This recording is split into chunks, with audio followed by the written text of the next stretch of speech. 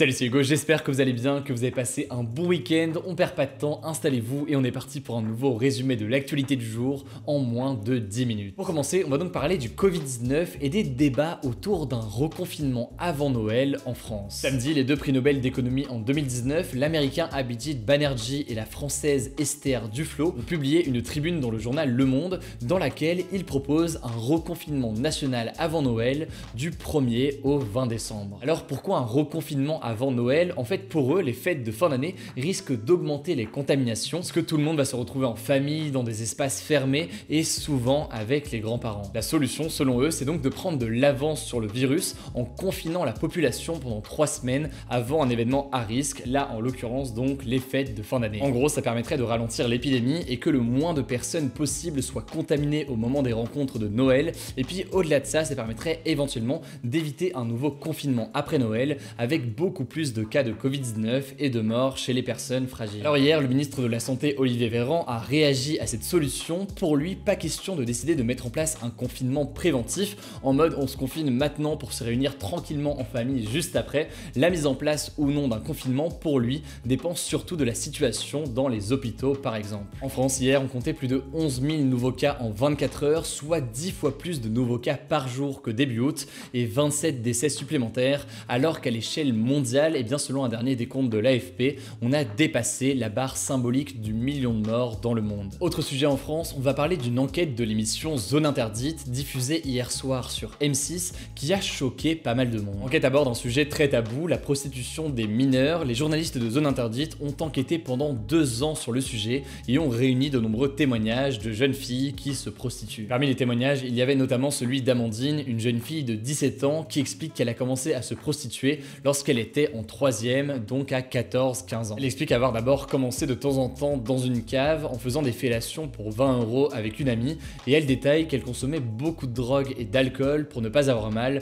et tenir des heures entières de relations sexuelles. En l'occurrence, c'est un problème qui est très important en France puisqu'il faut savoir que dans le pays, selon une étude de l'Observatoire des violences envers les femmes, il y aurait entre 6 000 et 10 000 mineurs qui se prostituent et sont donc payés pour avoir des relations sexuelles avec des adultes. Selon la même étude, un tiers des prostituées mineures en France ont entre 13 et 15 ans, et dans le reportage, les journalistes expliquent que les jeunes filles sont souvent approchées directement sur les réseaux sociaux par des gens mal intentionnés leur promettant de l'argent facile. En fait, d'après une juriste interrogée par Zone Interdite, le proxénétisme de mineurs serait plus simple et moins risqué qu'une autre activité illégale comme le trafic de drogue par exemple, et elle explique que rien dans la loi aujourd'hui n'interdit d'être avec une mineure dans une chambre d'hôtel tant qu'il n'y a pas de preuve d'un rapport sexuel. Selon plusieurs médias, Adrien Taquet, le secrétaire d'État chargé de l'enfance et des familles, réfléchirait actuellement à des actions et des mesures d'ici à mars 2021. C'est un sujet qui est logiquement très important et très grave, donc de notre côté, évidemment, on continuera à vous informer dans les jours à venir. Dernier sujet en France, très rapidement, et avant de passer au point à l'étranger, je voulais vous parler très rapidement des élections sénatoriales qui ont eu lieu hier. Le Sénat, vous le savez, c'est donc l'une des 2 chambres du Parlement qui est chargée avec l'Assemblée nationale de voter des lois. Les sénateurs sont élus au suffrage universel indirect par ce que l'on appelle des grands électeurs. En gros, pour faire simple, ce n'est pas n'importe quel citoyen qui vote, mais ce sont des élus, donc ça peut être des députés, des sénateurs ou encore des conseillers régionaux. Les résultats, les voici donc, les républicains restent majoritaires, ils sont en bleu sur ce graphique. On a derrière les socialistes qui sont encore très présents, puis les écologistes qui sont plus nombreux cette année. Ça leur permet de constituer un groupe et je vais pas rentrer dans les détails, mais c'est assez important pour eux. Si ça vous intéresse, je vous mets un lien comme d'habitude directement en description. Enfin, la République en marche dispose de très peu de sièges, mais en l'occurrence, c'est pas du tout étonnant vu que ce sont les grands électeurs qui votent et que ces grands électeurs sont plus souvent issus de partis assez traditionnels, donc comme les Républicains ou encore le Parti Socialiste. Et en l'occurrence, ça n'empêchera pas à la République en marche de faire voter ses lois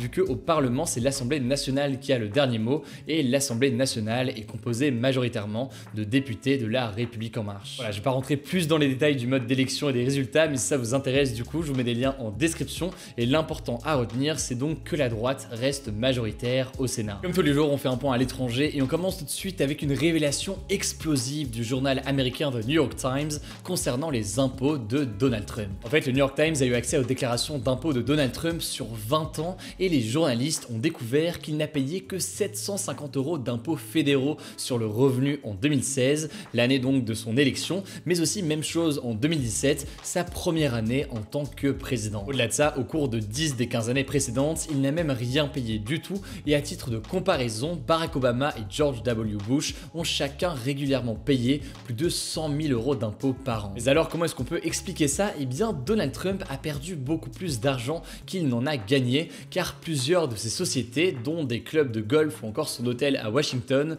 ont affiché de très mauvais résultats. Alors je ne vais pas rentrer dans les détails, mais en gros aux États-Unis, on peut ne pas payer d'impôts si on a déclaré plus de pertes que de profits, et c'est ce qu'il a fait. Il faut savoir que jusqu'ici, Donald Trump a toujours refusé de publier ses déclarations fiscales, contrairement aux autres candidats à la présidentielle, et c'est donc la raison pour laquelle ces révélations aujourd'hui font beaucoup de bruit. Alors vous en doutez, la réaction du président américain ne s'est pas fait attendre, il a tout de suite démenti l'article du New York Times et dénoncé ce qui est selon lui une fake news, et par ailleurs ses soutiens mettent en avant le fait que Donald Trump, depuis qu'il est président, a toujours refusé sa rémunération de président et a préféré à la place la reverser à l'administration américaine, soit environ 360 000 € par an. Bref, quoi qu'il en soit, à quelques semaines de l'élection présidentielle, ces révélations sur les très faibles impôts du président américain risquent de ternir son image. En tout cas, le New York Times promet de nouvelles révélations dans les prochains jours. On vous tient évidemment au courant sur cette chaîne. Du coup, si ce n'est pas encore le cas, évidemment, n'hésitez pas et pensez à vous abonner. On reste aux États-Unis, je voulais vous parler d'un second sujet qui est très important, c'est la nomination d'une nouvelle juge par Donald Trump à la Cour suprême. On en a parlé la semaine dernière, la démocrate Ruth Bader Ginsburg, l'une des 9 juges de la Cour suprême américaine, donc le sommet du pouvoir judiciaire aux États-Unis, et un lieu très important notamment pour trancher sur les questions de société,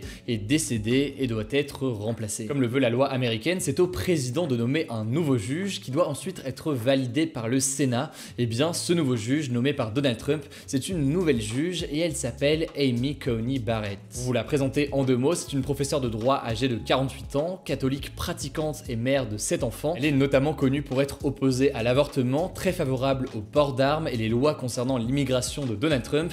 Autant vous dire qu'elle est complètement à l'opposé de la démocrate Ruth Bader Ginsburg. On en parlait il y a quelques jours, cette nomination fait polémique aussi puisqu'elle se fait rapidement à quelques semaines de l'élection présidentielle qui aura lieu donc le 3 novembre. En gros, le camp opposé à Donald Trump, les démocrates donc, demandent à ce que ce soit le nouveau président élu, que ce soit d'ailleurs un nouveau Trump ou alors plutôt Joe Biden, qui décide du nom du nouveau juge et qu'on attende donc la présidentielle pour la nomination de façon à avoir un juge ou une juge de la même couleur politique que le nouveau président. Alors attention, pour l'instant, elle n'a pas été encore officiellement nommée puisque tout cela doit être validé et voté par le Sénat.